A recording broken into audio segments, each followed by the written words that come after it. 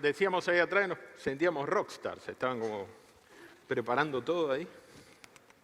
Bueno, hola. Espera, Buenas yo te aclaro tardes. una cosa, somos muy desordenados los Buenas tres, tardes. sabelo. Tranquilo ¿Me que escuchan o yo no? soy muy ordenadora serial. Muy bien, sí. No sé si me escuchan bien, bueno, bienvenidos y bienvenidas a todos. Voy a presentar a quienes me acompañan aquí en el panel. Jorge Macri, ministro de Gobierno de la ciudad. Muchas gracias. Diego Valenzuela, intendente del partido de 3 de febrero. Joaquín de la Torre, senador provincial, ex intendente del partido de San Miguel. Les cuento un poquito sobre la dinámica de hoy. Va a ser un panel de conversación donde vamos a trabajar sobre 3 ejes de gestión: eficiencia e innovación, transporte y seguridad. La idea es que en cada uno de estos ejes nos puedan desarrollar su visión y experiencia sobre el tema. Y adicionalmente, ustedes tienen unos cartoncitos o les van a estar compartiendo si quieren hacer alguna consulta, pregunta, que vamos a estar compartiéndole al panel al final de su charla. Así que, Diego, cuando quiera. Jorge, Diego. perdón. No, pero quieras. Diego, ¿por qué no? ¿Arranco? Sí, claro. Bueno, Nosotros primero... vinimos acá desordenados. Esto ya me lo desordenaron. Así que si Ya quieren, está. introduzco el primer eje. Dale. Que vamos a hablar inicialmente de eficiencia e innovación. Con la consulta, ¿qué procesos de innovación les parecen indispensables para poder gestionar con eficiencia? Bueno, primero un orgullo estar acá. Gracias, Jorge. Sé que es un evento importante de reflexión estratégica del equipo de la ciudad, pero a su vez celebro mucho que tenga esta mirada metropolitana, ¿no? Porque al final del día lo que se da en la ciudad de Buenos Aires con el entorno del Gran Buenos Aires es único en todo el mundo. No hay ejemplos parecidos a este de una gran metrópoli sin fronteras, con el área central, que es la capital del país, que además es un gobierno autónomo y que está rodeado de tantos municipios tan populosos. Hablamos de, no sé, 13 más o menos millones de habitantes, donde hay límites jurisdiccionales, pero que no son tales para la mayoría de las cosas que hacen las personas, ¿no? La movilidad, el trabajo, la educación, la cultura. Así que me parece que esta ciudad que se piensa no solo como capital del país, sino en interacción con el mundo metropolitano y con el conurbano, creo que es la ciudad verdadera. Y esta mirada que por supuesto le aporta Jorge y que tiene Horacio es fundamental para derribar algunos mitos que a veces hay respecto de esa interacción entre área central, capital federal, ciudad de Buenos Aires y conurbano. Sobre este tema de innovar, creo que cada uno hemos tenido alguna humilde experiencia. Yo estoy desde fin del 15 en 3 de febrero como intendente. Creo que innovar no es solamente tecnología, si bien también ahí hay mucho por hacer y lo venimos intentando desde... Yo me acuerdo cuando arranqué como intendente, y Jorge fue uno de los que más consulté porque era nuestro único intendente en el conurbano en ese entonces y me dio muchas manos para entender esos primeros pasos. Tenía infinidad de reclamos en la calle que estaban no identificados, que no se sabía cómo procesarlos. Capas y capas de reclamos, de problemas, de demandas que no se habían sistematizado de ninguna manera. Entonces, lo primero que hice, aún a riesgo de saber que eso me iba a generar problemas, es organizar una plataforma que se llamó originalmente la Muni con Voz y que ahora se llama Mi3F, que incluso ahora tiene un bot que se llama Trefi, que lo tuvimos que ir puliendo porque a veces vos le preguntabas algo y te contestaba cualquiera. Entonces es un laburo de programación que lleva tiempo, pero que al final del día sinceró todos los quilombos, todos los problemas, y era mejor saberlo que no saberlo. Porque ¿qué? Los que gestionamos vamos a negar el problema, una luz que no anda, una poda que falta, un bache. Claro, cuando pusimos todo eso en el mapa, en la plataforma, a mí me dio vértigo. Lo vi todo junto y dije, bueno, ¿y ahora cómo hacemos? Pero eso te interpela y después te ordena la gestión. Te ordena lo que son las soluciones. Y todavía estamos en eso, todavía no estamos óptimos. Falta un montón, porque a veces pasa que la persona dice, hice el reclamo hace 2 meses, y yo digo, ¿pero cómo? Si esto debería haberse solucionado en 72 horas, ¿qué pasó?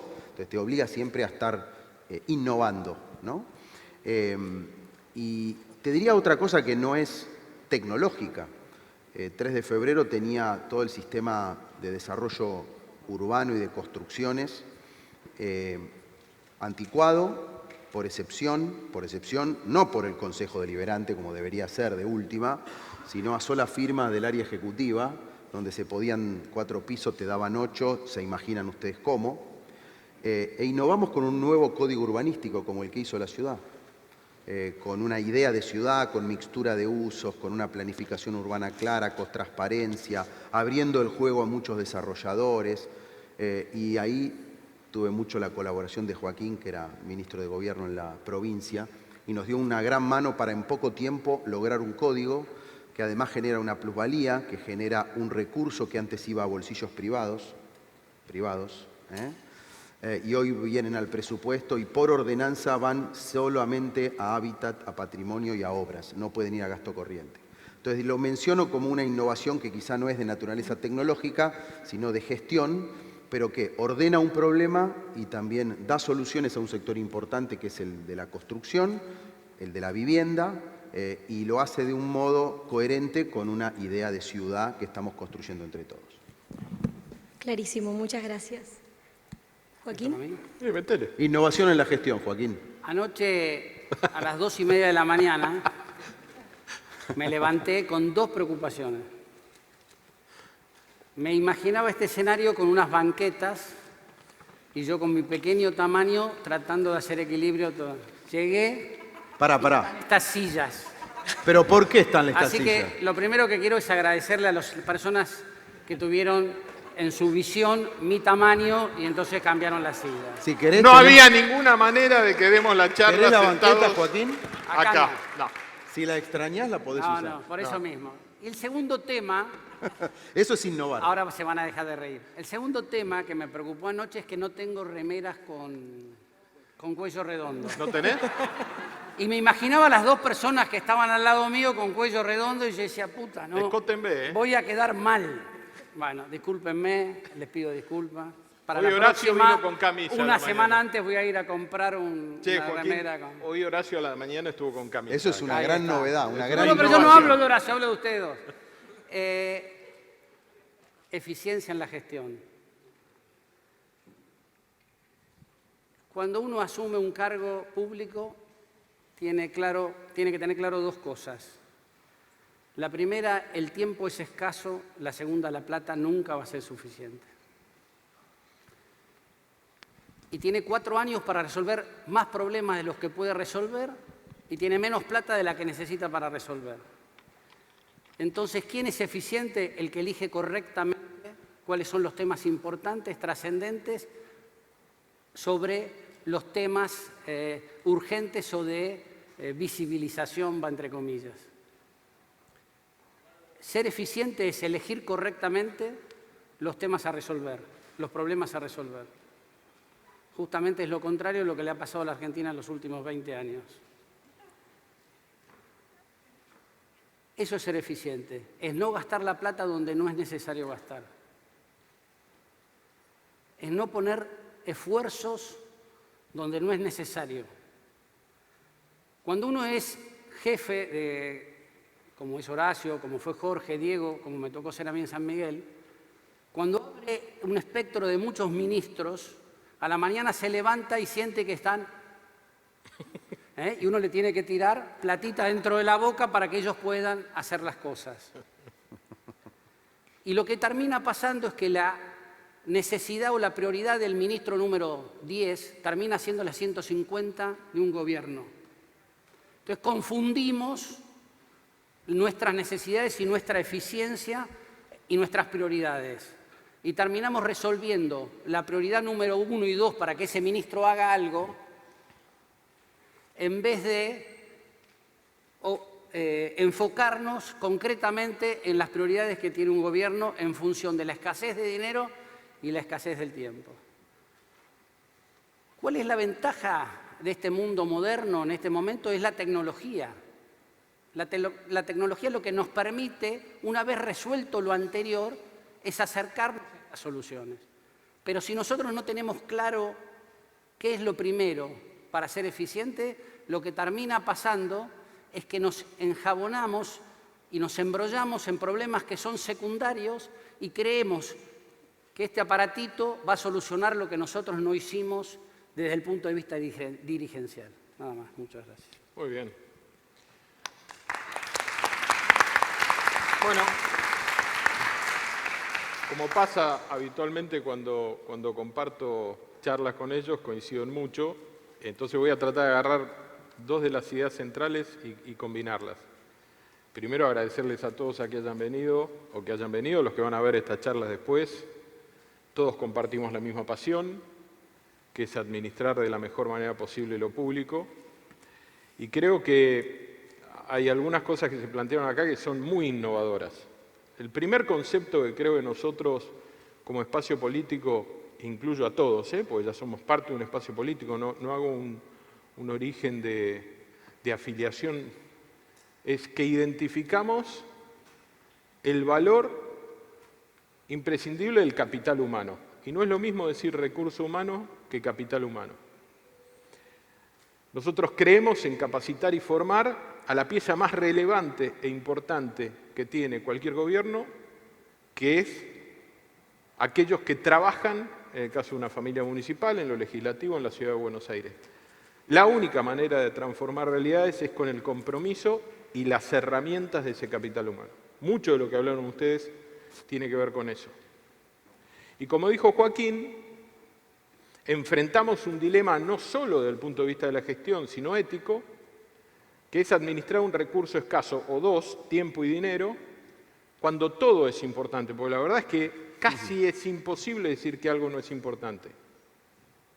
La única manera de poder poner la cabeza en la almohada con algún grado de tranquilidad moral y ética, para mí, es tomar la decisión con objetividad y con honestidad intelectual. Y eso ha cambiado mucho. Mucho de lo que decía Diego, cómo recibo el reclamo, cómo lo evalúo, cómo defino prioridades, nos permite definir por dónde comenzar. Porque la gestión pública no es decir qué me gustaría hacer. La mayoría de las veces, qué pospongo. Y en lo que pospongo yo me estoy arrogando un derecho ético que no es razonable. ¿Quién soy yo para definir que alguien debe estar segundo, tercero o cuarto en la fila? Mucho menos para definir quién se tiene que colar, ¿no? Como vimos hace poco. Pero, y la verdad es que la información, el acceso, esto que decía Diego, no sé si Diego lo conoció, pero Hugo Curto tenía un fichero de madera, de papel, que yo sí lo conocí, donde iba por letra y sacaba la fichita y ahí tenía anotado qué le había dado a cada vecino. De algún punto de vista él era más o menos ordenado, por lo menos anotaba y qué sé yo. Ahora, ¿cómo se transformaba eso en una decisión inteligente? Imposible. El que llegaba primero se llevaba antes. Y en un momento, y esto lo dice muchas veces Joaquín, en un momento donde esto, el ruido que nos plantea esto, y el otro día creo que lo planteaba también Emilio Monzó en alguna charla, el ruido que nos genera esto es muchas veces el de la minoría quejosa, el que hace más ruido. Podemos vernos tentados a pensar que la tecnología, o a caer en la trampa de que la tecnología nos impulse a tomar decisiones equivocadas. Entonces yo creo que la innovación más relevante es usar toda la información que tenemos de manera transparente, ordenarla con criterios objetivos que nos permitan definir qué es lo importante y qué es lo transformador. Obviamente la gestión es un equilibrio de la urgencia y lo que transforma para evitar urgencias futuras, pero lo urgente muchas veces también manda. Y entender que ustedes, todos los miles y miles que están ahí poniéndole el cuerpo todos los días en la gestión, son el eslabón más relevante en toda la transformación. Una cadena es tan resistente como el eslabón más débil. Y nuestra tarea, cada uno de nosotros, que tenemos la responsabilidad de liderar equipos, es fortalecer cada uno de esos eslabones para que la cadena, esa familia que conforma la gente con la que soñás transformar realidades, sea muy resistente. Y eso es innovación. La tecnología ayuda, te impulsa, te construye puentes, etc. Pero lo que nunca puede reemplazar, y con esto termino, es algo que yo viví ayer de nuevo y mañana tengo. Es el vínculo con el ciudadano, el cuerpo a cuerpo.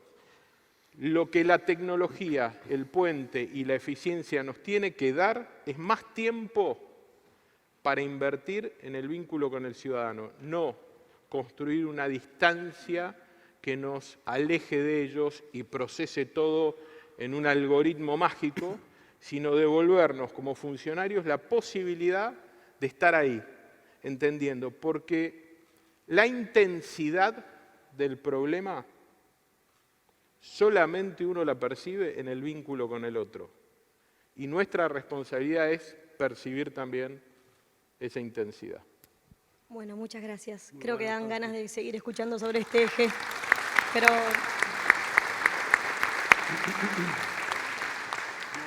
nos toca pasar al siguiente punto, que es transporte, y la pregunta es si viajar seguros, tranquilos y rápido es posible. ¿Arranco yo? Arranque usted. Ah, bueno. Si viajar seguros, tranquilos y rápido es un lindo sueño, es una utopía. Es en lo que hay que trabajar. Creo que uno de los problemas grandes que tiene esta gran urbe, esta gran ciudad de Buenos Aires, que tiene distintos jefes, según cambia una calle o una vereda, uno de los problemas más comunes es el movernos. Las ciudades en el mundo compiten contra el auto. Las fábricas de auto han sido muy exitosas en construir un fenómeno falso, que es pensar que un auto te dota de estatus y libertad. Y la verdad que si hay algo que el auto cada vez te da menos, por ahí estatus para alguno, pero libertad seguro que no. O sea, no salís a la hora que te gustaría, no vas por el camino que más te gustaría y mucho menos podés llegar al lugar que querías. En general lo tenés que tirar el auto en cualquier lado. Entonces, estamos siendo presos de un uso que quedó antiguo en las ciudades y eso requiere una decisión política, que yo la voy a atar con algo que era o puede ser parte del tema anterior, que es entender para qué ejercemos el cargo en el que estamos. Cualquiera de nosotros, por tiempo, en la historia puede cumplir sus mandatos sin que la batalla cultural contra el auto, devolverle tiempo a la gente, seguridad, polución, etcétera, sea vencida. Seguramente nos va a exceder porque esos cambios culturales llevan mucho tiempo. Imponer que el transporte público sea mucho más seguro, mucho más rápido, más amigable, más equitativo, porque vemos ramales de tren que son maravillosos, agarro el Mitre y es un placer viajar y agarras el Belgrano y bueno, viste, ahí va, o el Urquiza, ¿no? Entonces que también sea equitativo. Ahora la pregunta es si estamos dispuestos a hacer una parte positiva de esa transformación o no. Y ahí quiero introducir un concepto que para mí también define mucho nuestro espacio. ¿Para qué tenemos capital político? Para mí hay dos maneras de mirar el capital político. Hay algunos que creen en el capital político como algo que se atesora. O sea, yo tengo buena imagen, la guardo en un cajoncito y trato de que no pase mucho. Hay otros que creemos que el capital político se invierte y se transforma en realidades que suponen un riesgo. Probablemente si alguien hacía una encuesta antes de hacer el Metrobús de la 9 de julio o el de Maipú, me pasó a mí en Vicente López, ¿conviene hacer el Metrobús? Ni de casualidad. No va a entrar, va a ser un bolonqui, la bicisenda, pero alguien que tiene capital político, imagen pública, en quien la gente cree, se la juega y dice, voy a transformar algo. Te puede salir mal o te puede salir bien, como cualquier inversión. Invertís tu capital. Si tenés buen equipo, sos confiable y cumplís, vuelve como un capital bien invertido en mejor imagen. Nuestro espacio político cree mucho en eso. No vinimos a permanecer, a ocupar un cargo. Venimos a transformar. Y esta visión de transformar el transporte público requiere un compromiso AMBA central. Y yo con esto termino y les dejo que seguro ellos van a tener mejores ideas. Nosotros tuvimos como espacio político una oportunidad, que espero renovemos, de gobernar 3 de los principales gobiernos de la Argentina, desde el mismo signo político, pero además entre personas que se conocían y mucho. Nación, ciudad y provincia. El lugar donde esta ciudad inmensa reside. Si volvemos a tener la oportunidad de hacerlo, no puede ser una anécdota el haber pasado por ese rol. Tenemos que aprovechar ese momento para transformar estos problemas centrales. El tránsito, el transporte es uno de ellos. Sin un acuerdo, nación, provincia, ciudad y municipios, no nos olvidemos de los municipios que a veces los tomamos como furgón de cola, pero definen tanto como el gobierno de la ciudad en territorios iguales o similares, no vamos a poder resolver este dilema al que nos enfrentamos, que es la anarquía del sistema y la presión de querer que cada uno lo resuelva per se. Así que creo que sí es posible, pero requiere aprovechar el año y medio que viene, porque estoy convencido que vamos a gobernar esos 3 gobiernos de nuevo del mismo signo político, para que asumamos compromisos transformadores en el tema del transporte. Muy bien.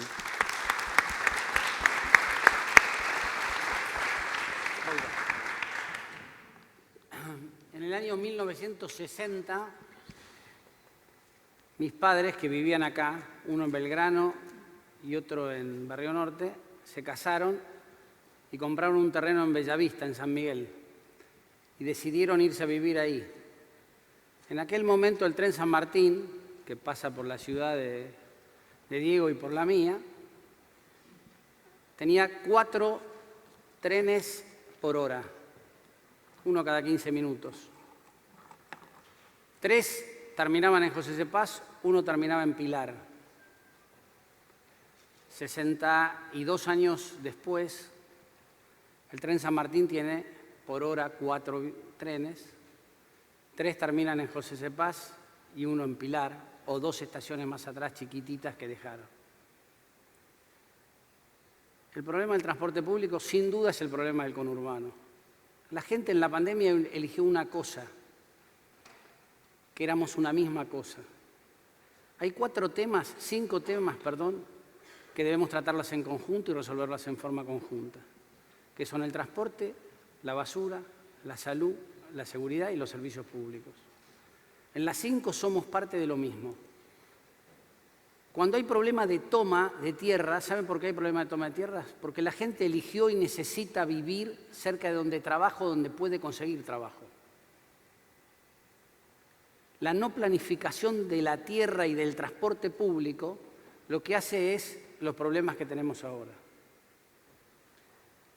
Nosotros necesitamos decidir primero, ¿es posible que todo el mundo de afuera siga viviendo para acá? ¿O sería bueno, a la altura de la Ruta 6, hacer centros urbanos, logísticos, industriales, que permitan, sin expandir la mancha, sino como es el Gran Londres, estación, ciudad, verde en el medio? ¿No necesitamos planificar en serio cómo queremos que crezca todo esto?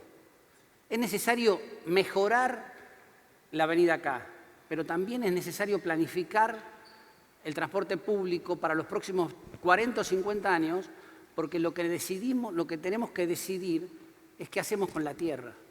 Y sin transporte público lo que no tenemos es una decisión sobre la tierra. La no planificación de la tierra lo que termina trayendo es el problema que tenemos ahora con las tomas. La gente siempre quiere vivir cerca de donde trabaja.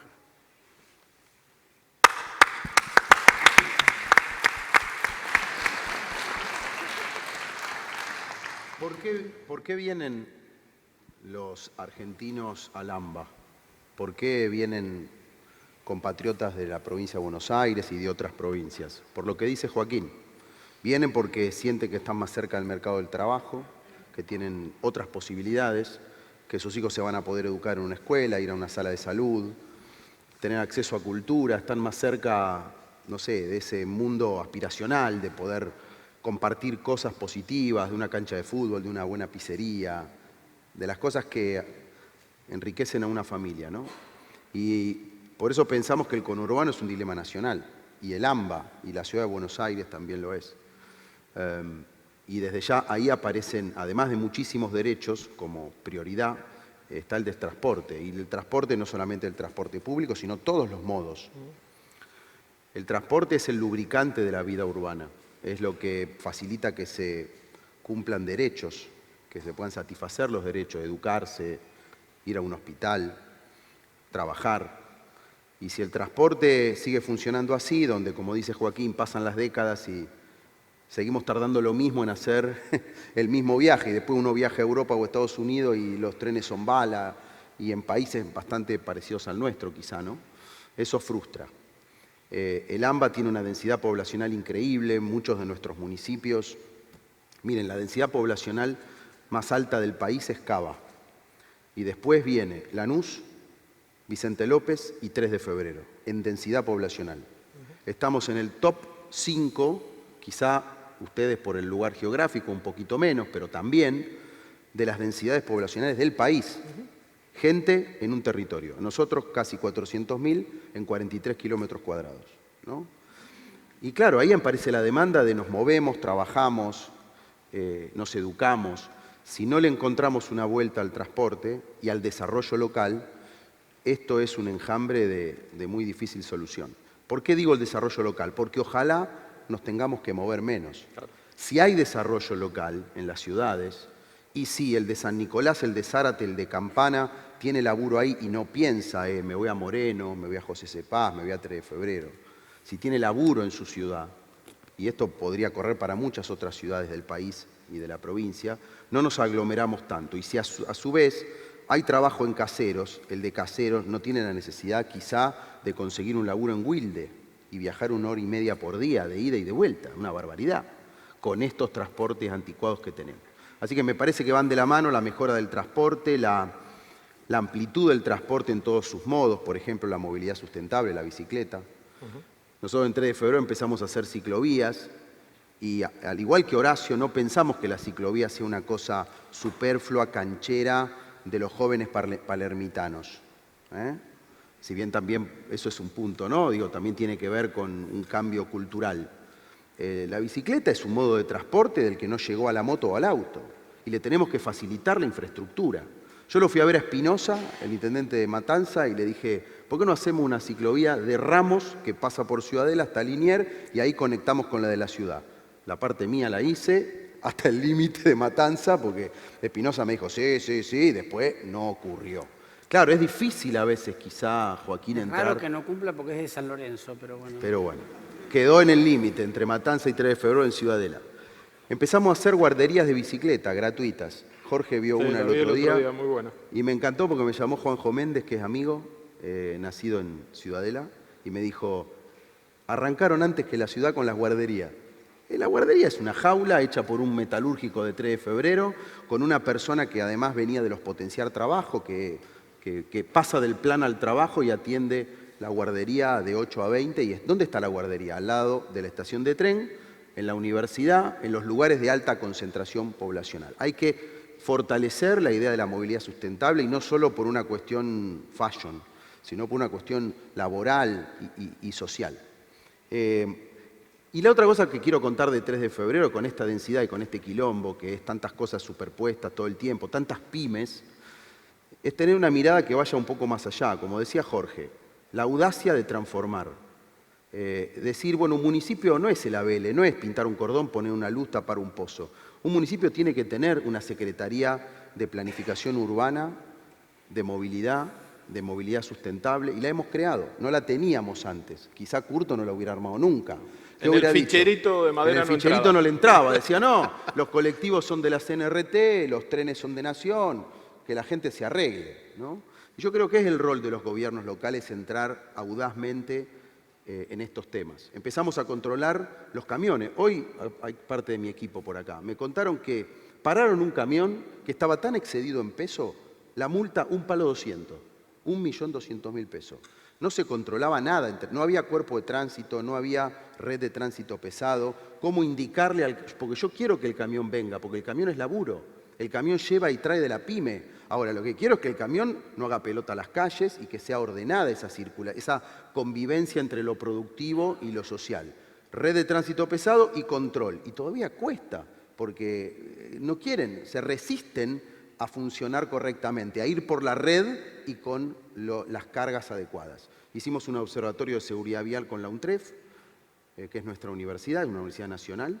Justamente no había datos. ¿Cómo gobernás sin datos? No sabíamos cuáles eran las esquinas más enquilombadas, donde hay más siniestros viales. ¿Cómo decidimos dónde poner un radar de luz verde, de luz roja, de velocidad o el trabajo de los agentes de tránsito si no sabemos dónde tenemos el problema? Ahora tenemos un observatorio que nos da datos para decidir.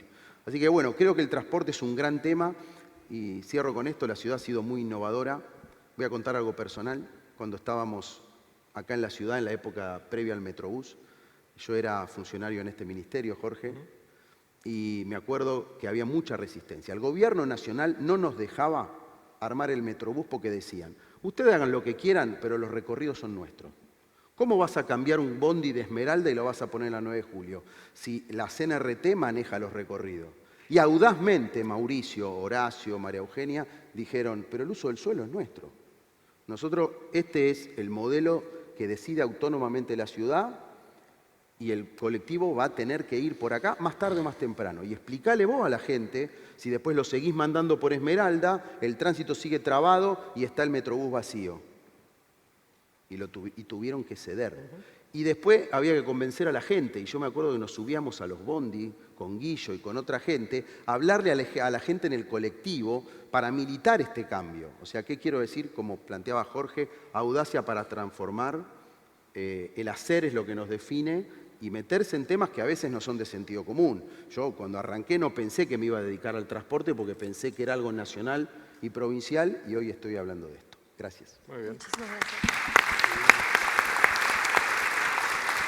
Estoy mirando que venimos bastante puntuales. Venimos muy bien. Estoy como ¿Estamos bien con los impresionado, tiempos? estoy impresionado. Estamos muy Estoy, bien. Nos queda sí, el sí. último eje, que es seguridad.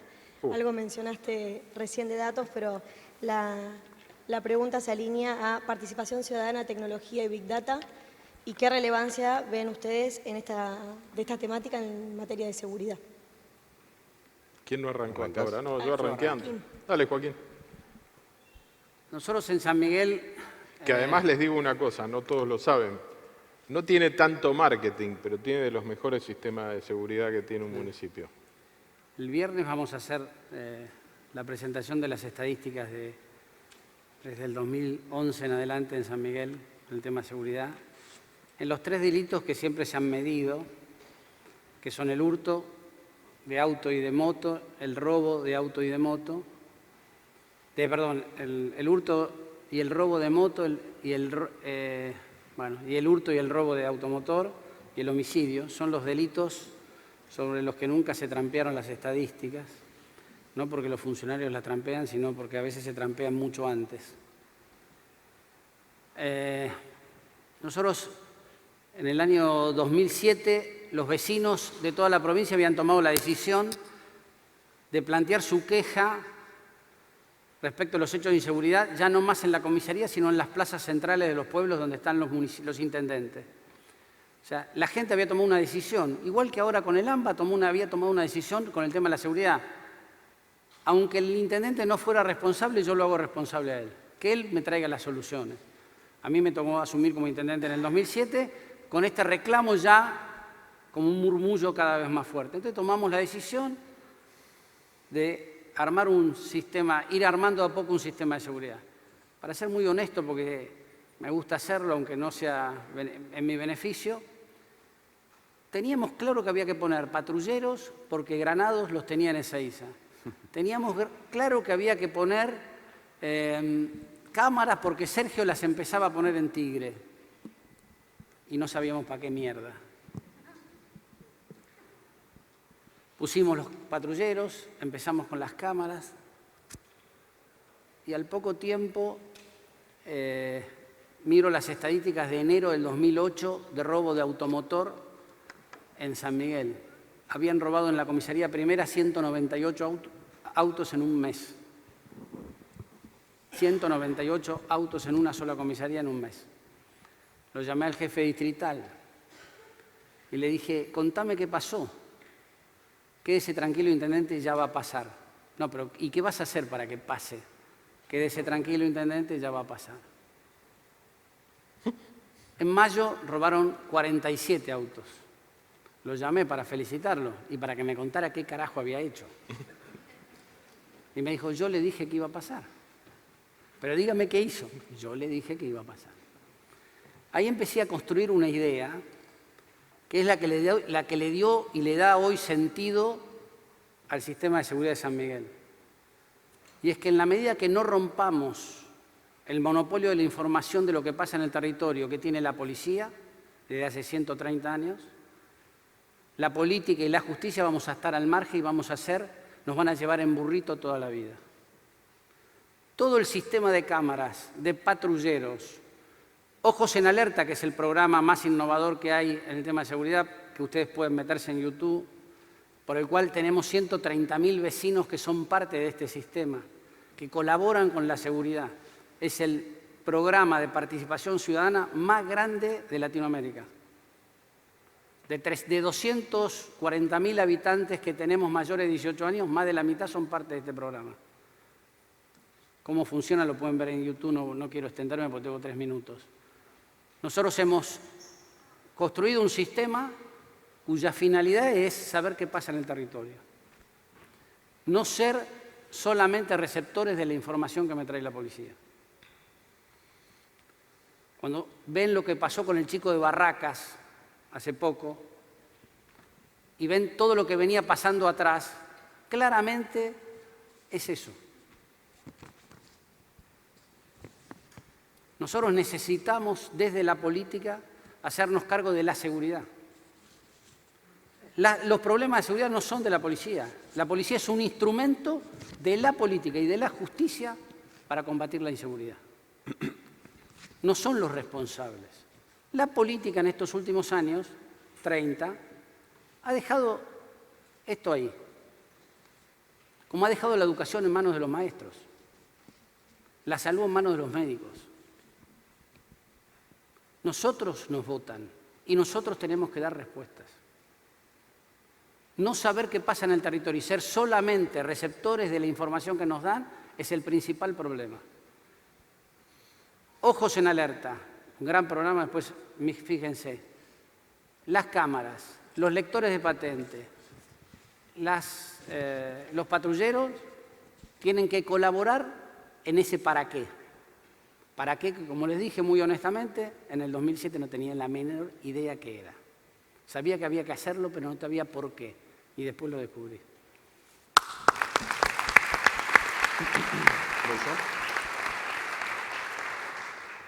Bueno, las dos personas que tengo acá a mi lado son las que más me ayudaron en el arranque en seguridad y en el después. Me acuerdo, Jorge, vos eras intendente y ya tenías tu patrulla en Vicente López y estabas invirtiendo con las cámaras, los móviles, tenías un secretario de seguridad, creo que era Oroquieta en esa época, y le digo, che, quiero una foto con un móvil de Vicente López. Digo, pero el tema era que no lo podíamos sacar de Vicente López. Dice que colectora, me arrimé, ¿no? Y eso fue el inicio de una colaboración que a mí me permitió tener una mirada para crear desde cero una Secretaría de Seguridad en 3 de febrero. No la había. Porque hay dos categorías de intendentes, hoy cada vez menos, ¿no? Estaban los intendentes que decían, me apropio del tema, me la banco, me voy a dedicar. Quizá Joaquín empezó sin tenerlo muy claro y después le encontró el rumbo. Entonces el municipio, si bien no tiene las competencias jurídicas, legales, de seguridad o la competencia estricta, no podemos darle la espalda a la sociedad cuando tiene la demanda prioritaria en la seguridad.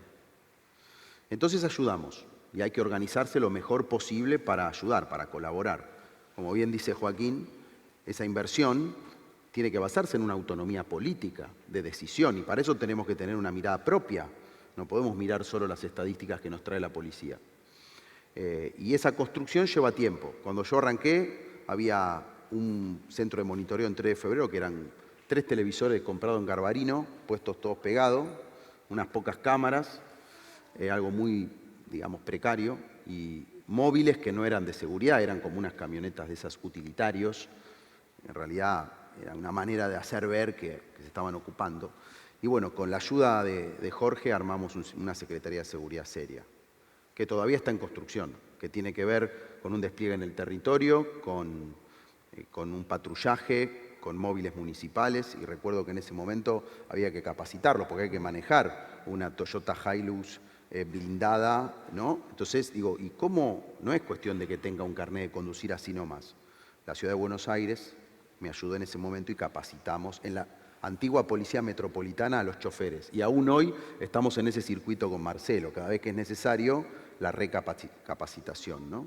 Pero por la escala, fue más mirar a Vicente López, el centro de monitoreo, todo aquel comienzo de decir, y bueno, ¿cómo escalamos más cámaras sin disparar el gasto corriente? Aparecía el debate de lo que es el videoanalítica. Bueno, hoy es el anillo digital, que el otro día te escuchaba Jorge con Horacio, se viene trabajando muy bien y somos parte de eso, pero a su vez estamos armando un anillo digital más de conurbano con nuestros vecinos. Vamos a poner 24 cámaras de LPR en accesos, justamente para poder captar rápido ese vehículo con pedido de captura y salir con el cerrojo rápido.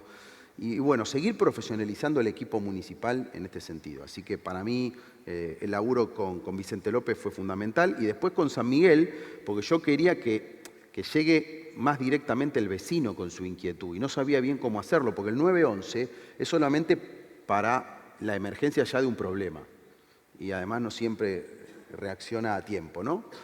Y me encantó Ojos en Alerta. Cuando termine me dejas un Sí. minuto. Sí, claro. Y bueno, muy generosamente Joaquín, al igual que Jorge en su momento, venite, todo el equipo a disposición me lo explicó y lo implementamos. Yo tengo Ojos en Alerta en 3 de febrero y les aseguro que funciona muy bien. Es simplemente un WhatsApp en tu teléfono, ahí podés mandar un audio, yo te lo vendo mejor que vos, mirá. Un audio, un video, una ubicación que se toma como botón de pánico.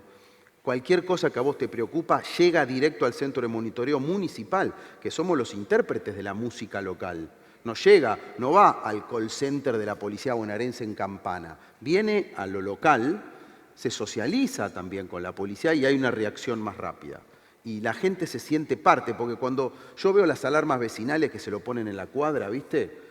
Y los vecinos hablan entre ellos, pero no nos llega a nosotros. Entonces, ¿de qué sirve una alarma vecinal entre los vecinos de la cuadra si no llega al Estado, que es el que puede dar la respuesta? Así que para mí, Ojos en Alerta fue realmente un salto importante y todos los días aprendo de este tema, lo tomo con mucha responsabilidad y me convertí o me puse del lado de los intendentes que, a diferencia de Curto, decidimos ocuparnos, como Joaquín, como Jorge, como Gustavo. Porque Curto, ¿qué decía? No, esto es un problema de la provincia, a mí no me rompan con esto, yo no quiero pagar ningún costo. Y en gestión y en política tenemos, como decía Jorge, que estar dispuestos a pagar costos para transformar. Entonces, yo me hago responsable de la seguridad, aunque no lo sea desde las competencias jurídicas. Responsable, por lo menos, de interpretar una demanda y canalizar la respuesta lo mejor posible. Gracias. ¿Me dejas un minuto, Jorge? Dale. Diego mencionó el 911. Para terminar de ser el dueño de la seguridad hay que hacer 2 cosas más. María Eugenia hizo algunas en la provincia, hay que hacer 2 más. El 911 lo tiene que manejar el Ministerio, no la policía, y las denuncias las tiene que hacer en el Ministerio Público, no en la policía. El mapa del delito que hacemos hoy está interferido por la policía, el que nos dice a nosotros dónde se roba, porque maneja el 911 o porque maneja las denuncias, es la policía. Si nosotros no nos apropiamos de esos 2 instrumentos, nunca vamos a saber dónde se roba o dónde se vende droga. Por eso, Ojos en Alerta es una idea brillante. Acá entre el público está la mujer del que lo hizo, que es Cristian Méndez, el Piojo, más conocido. Porque lo que hace es competir con el 911. Nosotros tenemos más denuncias en Ojos en Alerta que en 911. La gente confía más en Ojos en Alerta que en 911. Y cuando hacemos el mapa del delito los jueves, que llamamos a la policía y lo hacemos juntos, nosotros tenemos más hechos que ellos.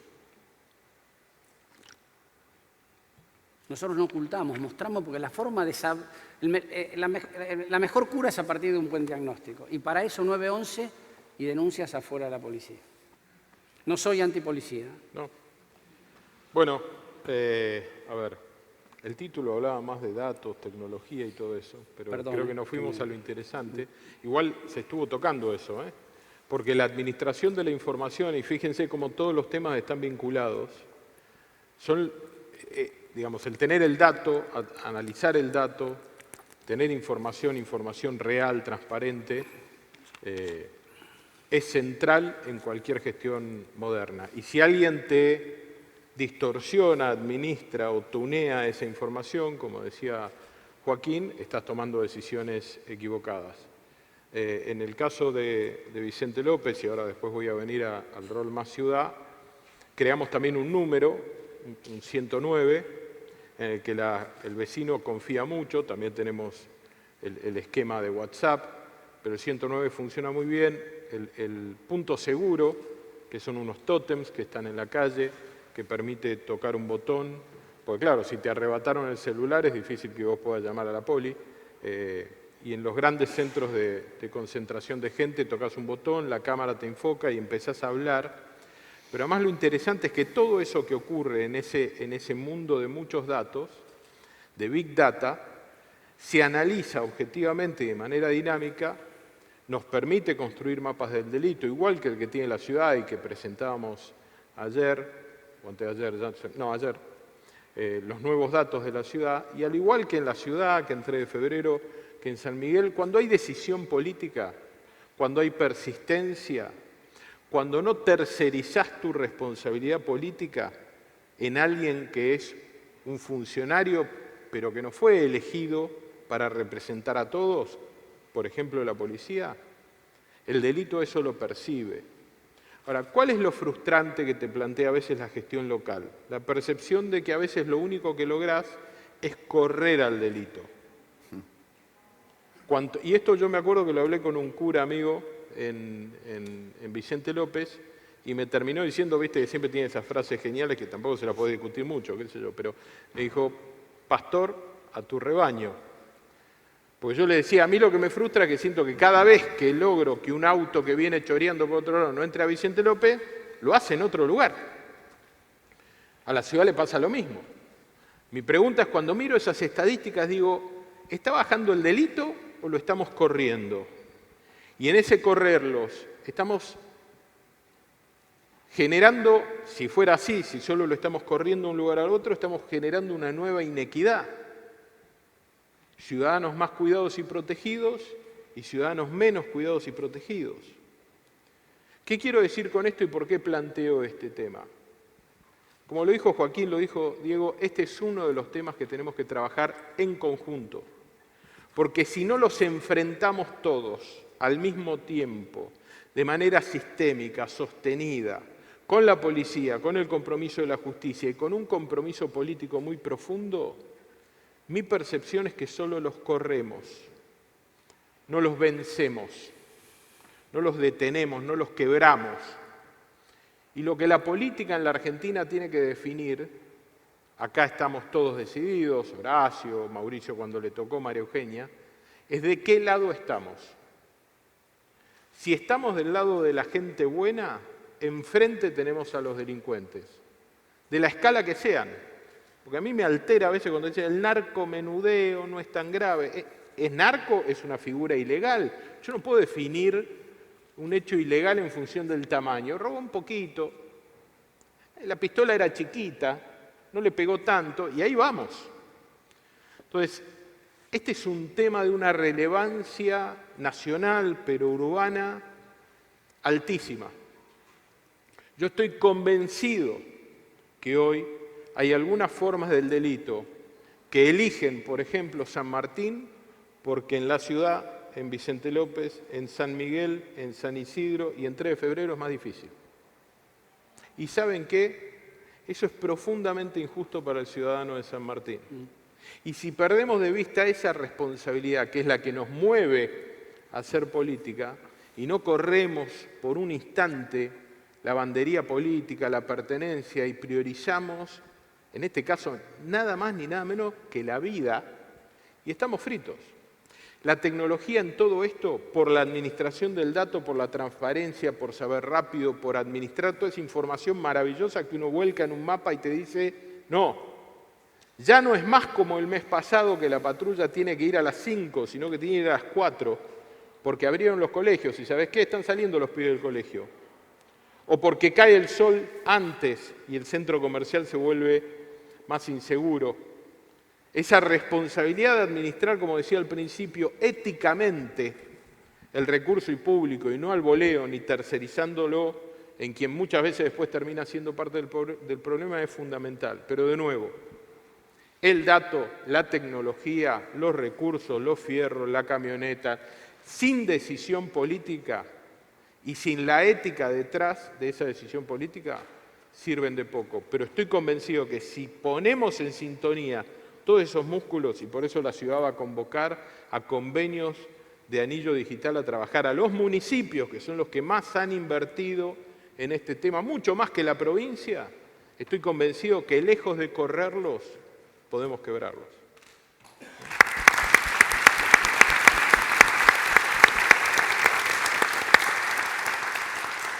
Joaquín, Diego, Jorge, muchas gracias por el espacio, un gran espacio de conversación. No vamos a llegar a las preguntas del público porque estamos en tiempo, ¿Ah, no? así que...